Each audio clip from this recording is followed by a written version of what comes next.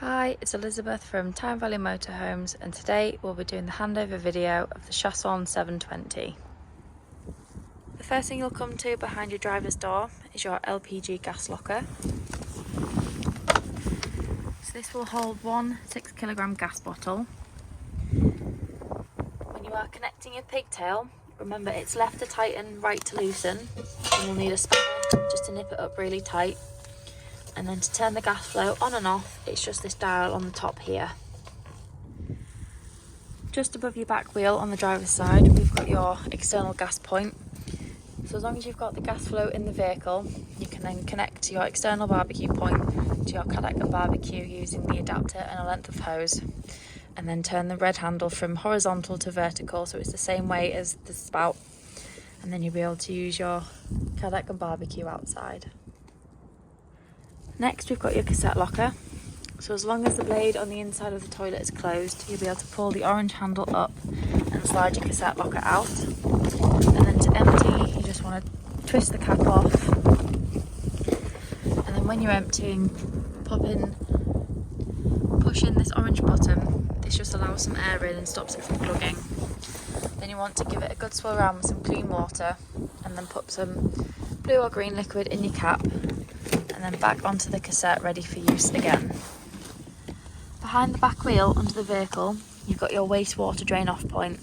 So if you pull the grey handle, you'll see the water coming out of your wastewater tank. So you want to do this when you're leaving a site, so you're not travelling home with the extra weight of wastewater. But also when you're winterising your vehicle, you don't want to leave any water in the tanks over winter to freeze and cause frost damage. At the back of the vehicle, we've got your large garage door leading into your garage. So in here we've got your two infill cushions, we've got your carpet, your awning handle, your hookup cable and a couple of extras. And we've also got your D-rings so you can tie things down in the garage and make them secure. We've also got a light as well in the back here.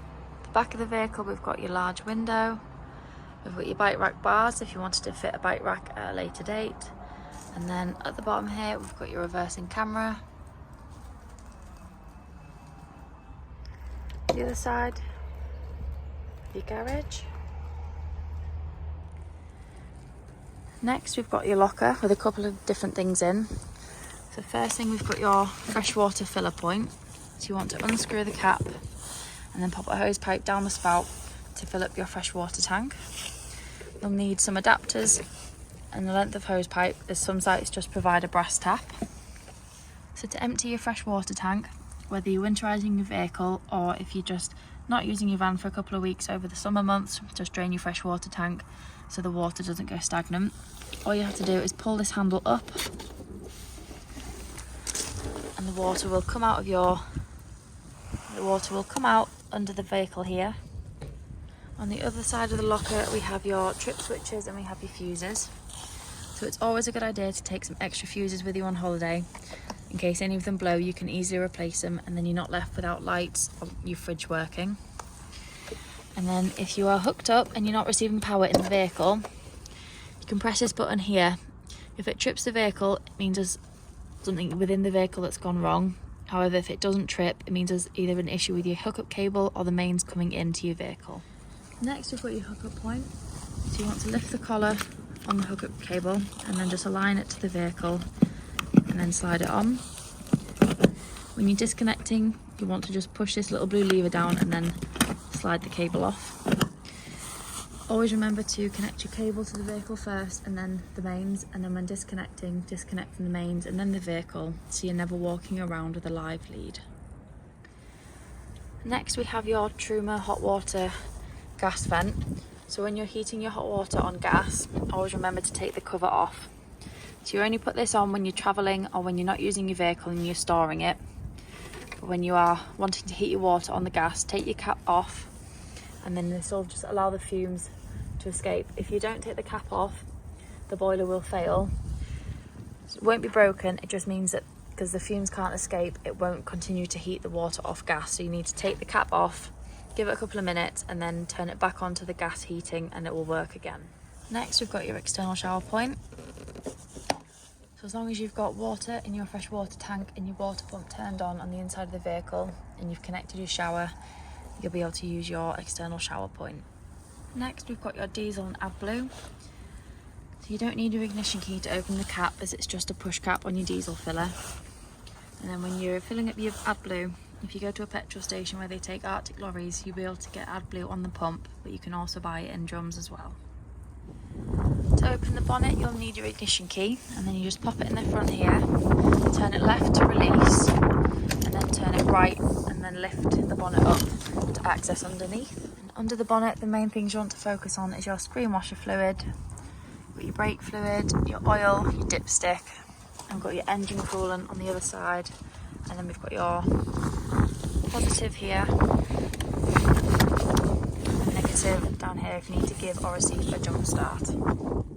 First thing you want to do when you get into your vehicle is turn your main control panel on, and then from here you can turn your internal lights on and off, and then you also have rocker switches around the vehicle to turn them off individually.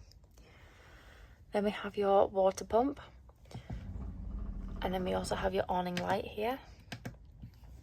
Below we've got your levels, so you can check your leisure battery levels, your vehicle battery, your water levels, and you can also dim the panel down to make it less bright on a night time when you're sleeping. To use your heating system, you can use this dial here to scroll through and select what you want. So if you want heating, it's the 3 wavy lines, and you click. So you can either have it on boost, normal, or eco. And then you've got temperature, so you can scroll from 35, you can scroll all the way down to about 5 degrees. Just got to make sure that the temperature you select is higher than the temperature outside, otherwise it won't kick in. Then when you press, this little button here will turn green. This means that your heating's working. If it turns red, it means that it's failed, and this could be because you've run out of diesel if you've got less than a quarter of a tank. If that happens, just refill. You might have to bleed the system again, but just keep turning it on until the light goes green and your heating will be working again. If you don't want to use your heating, you can scroll across to ventilation. You've got a few different levels. You've got level 1 to 4. 4 is the highest. And then you can have it for a max duration, or you can set it for a certain amount of time. And then this will go blue. This just blows the air around the vehicle instead of heating it. To turn your fridge on and off, you just want to hold the on button down, and then your lights will come on. So from here you can select different modes, so you can have performance, silent for when you're sleeping, or boost, which will just cool your fridge a little bit quicker. So click mode to change which one you want, and then you can change the temperature by clicking on the little thermometer here. So 5 is the coldest, 1 is the warmest. 5 can sometimes freeze your food, so put it on 5 to cool your fridge, and then turn it down to about 3 or 4 when you put your food in. You might not be able to see the steam, but the water is hot and up to temperature. Here we've got your 2 gas burner hobs working. Once you've used them and turned them off, make sure the metal's fully cooled before you put the glass lid down, otherwise it will shatter. Here we've got your oven working on gas. And here we've got your grill working on gas. In the bathroom we've got your toilet, we've got your sink, a nice large window, and then we've got cupboards, a mirror, and then we've got your skylight as well. And then on the other side we've got your door that separates the front of the vehicle to the back, and then we've got your shower. In the kitchen in front of your sink, at the back we've got the button for your drop down bed in the back. So both beds you can raise up and down, so each bed you can give more or less space depending on which one you need to use. For the bed in the front, you want to bring the table down first,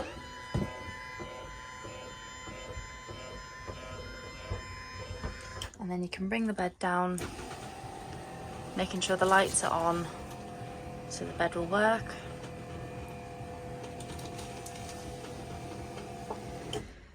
Underneath we've got your ladders, so you can get in and out of bed if you've got it higher up, if you're using the bed below.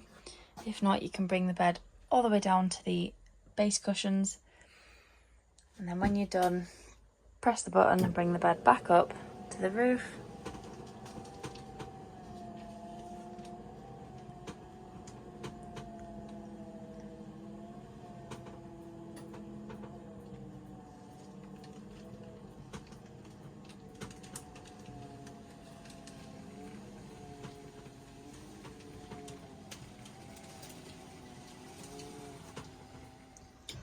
In the cupboard above your cooker, you've got your electric boiler, and you've also got your boiler on gas. So the one on the left, you can have your hot water heated on electric about 40 degrees, or if you click the button down, it will heat it on about 60 degrees on electric. And then on the right, you've got your water heater on gas at 50 degrees, or if you put it down, it'll heat it to 70 degrees on gas. Underneath we've got your boiler drain down. So when you're winterising your vehicle, you want to make sure there's no water left in your boiler over winter to freeze and cause frost damage. So you just lift the boiler lever up, wait till it's all drained out, and then you can leave it open through the winter. And just remember to shut it back down when you come to use it again in summer, otherwise all the water will drain out and you won't be able to have any hot water. So once you've removed your cushions, to get your travelling seat up, you want to twist this black handle backwards and at the same time lift up the back of this chair. And then once it's in the upright position, you can release the belt buckle and pop it to one side. And then you want to grab one of the base cushions that has a slight cutout in it. So here it's got a slight L in the back. This is to go over the two isofix points. And then you also want to get one of the cushions as the backrest. And then your travelling seat's ready for use. So in your settings, in the radio settings, you can pick specific things you want to come on. So you can have traffic announcements, you can have news announcements, you can have your radio text, you have your EPG, you can have slideshow, and quite a few others. So if you select them to come on, they will come on. If you turn them off, they won't appear. The next one is clock settings. So obviously here you can change the hour, change the minutes, go from AM to PM. You can either have it on a 24-hour mode or a 12-hour clock, depending on your preferences. You can have your auto time updated, or if you're going on holiday and you want to change it yourself, you can change it automatically or manually. If you want to add your phone to the radio, search for your vehicle on your device and select it once it is found. You can follow the instructions on the radio and on your phone to link the phone to the radio through Bluetooth. You've also got your general settings, so you can change your language. You can change your temperature from Celsius to Fahrenheit. It'll also show your tyre pressures in bar, kPa and PSI. You can turn the beep on and off if you touch things, if you want to. You've got your sync information, you can send feedback, and you can even reset if you want to. Next thing you can adjust in settings is sound. So if we turn the radio up, you can increase different things like your mid-range or your bass. So if you turn your bass up, there'll be a slightly stronger bass sound. You can also change your adaptive volume off, low, medium or high. Next one is display. So you can increase or decrease the brightness.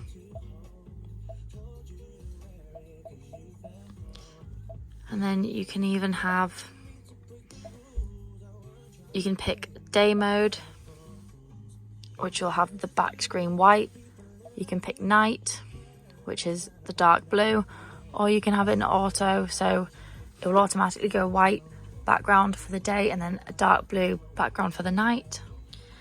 The next one is your vehicle settings. So you've got your serial number, you've got your remote start, if you've got your Ford Pass connected. You can have your wipers set to rain sensing on the screen or off. You can change the brightness of the cockpit. You have dark or all the way up to the full brightness.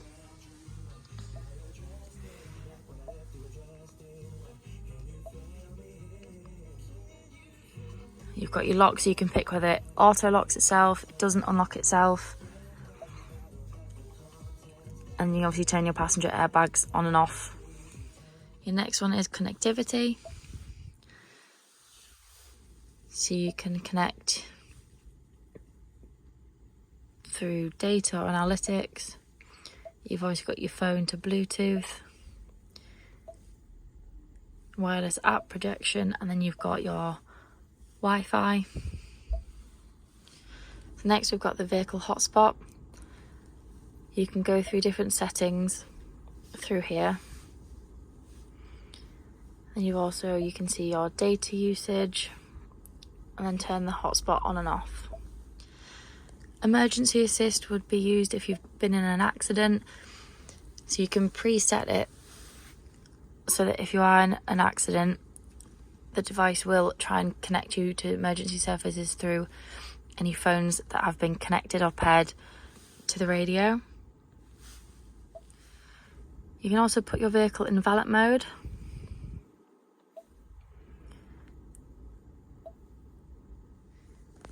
The software updates means you can get your updates through the radio, so you can check if it's ready to be updated, or you can even just put it on automatic updates, which will update everything when you are connected to the internet. Last one in your settings is the Ford Assist.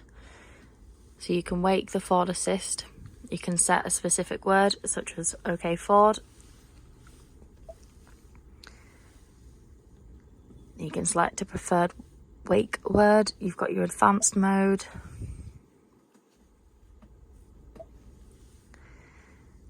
And a couple of other voice command bits that you can look through as well.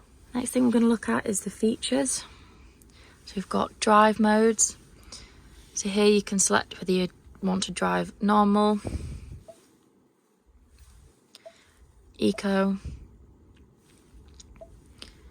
slippery and sort of wet weather conditions or icy conditions, and then towing.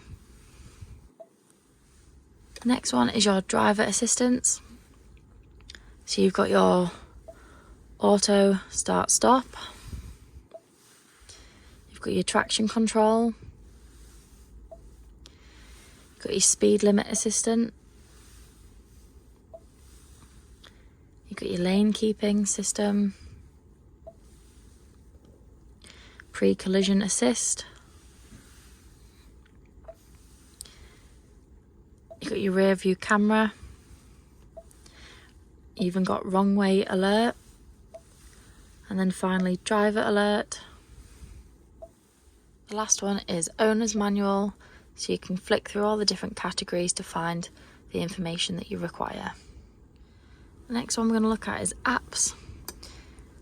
So you can go through your Apple Search CarPlay. for your vehicle on your device and select it once.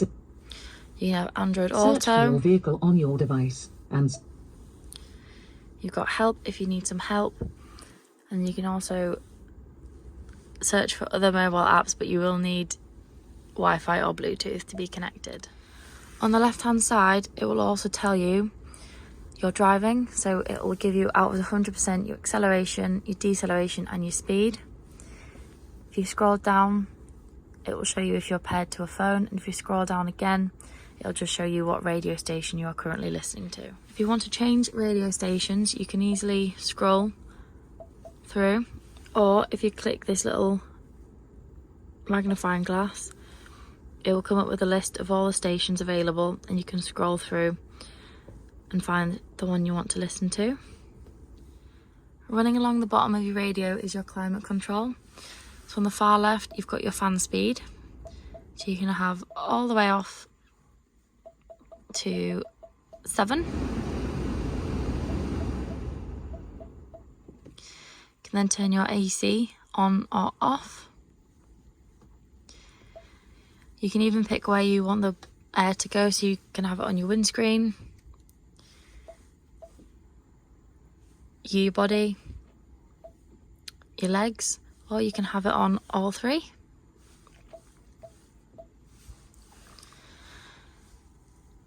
You can have the blowers on max from here as well. You've got auto, so you can pick the different levels down here as well. You can circulate the air on the inside of your vehicle, and then on the far right you've got temperature, which from about 30 degrees, and then you can scroll all the way down to about 15 degrees. Once you've taken the keys out of your ignition after driving, or if you've just been using radio, it won't turn off with the on and off button. It just turns the audio on and off. So to get the radio to shut down and turn off, you want to open your driver's door. You'll see there, it's turned off. When you want to go from park to reverse or drive, you just turn the dial round and you'll see that the light comes on. If you want to go to manual, just press the button in the middle and it will be on drive manual, and then click the button again to go off. When you pop it into reverse, you'll hear the beeping and your reversing camera will come on your dashboard.